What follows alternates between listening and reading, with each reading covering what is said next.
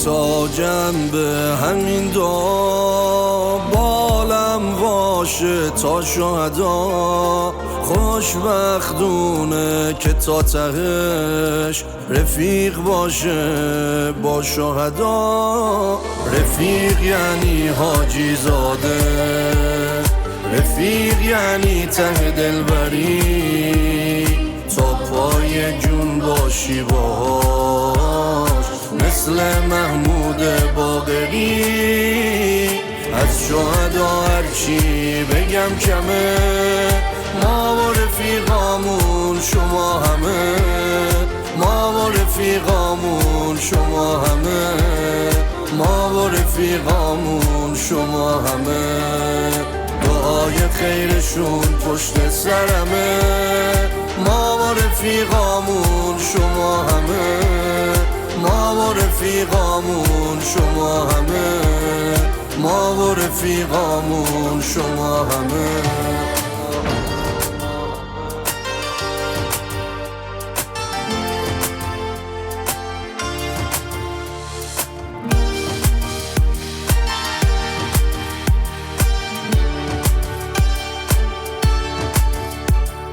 حالا نوبت ماست، نوک قله پیداست. رهبرم سید علی فرزند زهراست. این ما و بقیه این رویه، این صدای ملت ایران قویه. از خیبر شنیدن کجا شدیدن، روز مرگ صهیونیست نزدیک شدیدن. رفیق باید با بودنش قلب آدم محکم بشه. چقدر خوبه که رفیق من تهرانی مقدم بشه. رفیق یعنی حاجی زاده، رفیق یعنی ته دلبری، تا پای جون باشی باهاش مثل محمود باقری.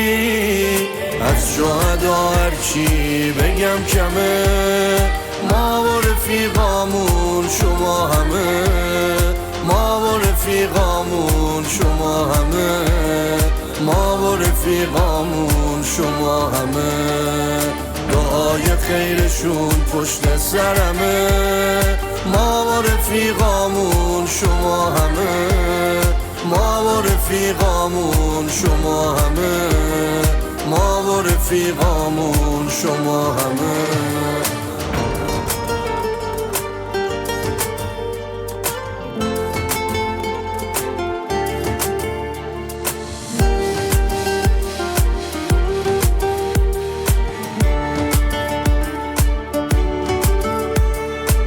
نوبتی هم باشه نوبت فتاحه، نوبتی هم باشه نوبت سجیله، نوبت نابودی استکبارو، نوبت نابودی اسرائیل، نوبت نابودی اسرائیل. قدرت شیعه جهانی شده، جنگ آخر الزمانی شده. کشف راه مهدی فاطمه است، ملتی که جمکرانی شده. رفیق یعنی صاحب زمان، رفیق یعنی ابن الحسن. منم سرباز لشکره، حساب کن آقا روی من.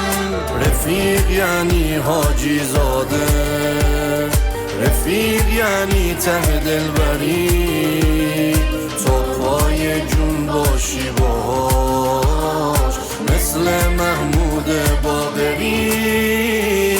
از شهدا هرچی بگم کمه، ما و رفیقامون شما همه، ما و رفیقامون شما همه، ما و رفیقامون شما همه. دعای خیرشون پشت سرمه، ما و رفیقامون شما همه، ما و رفیقامون شما همه، ما و رفیقامون شما همه.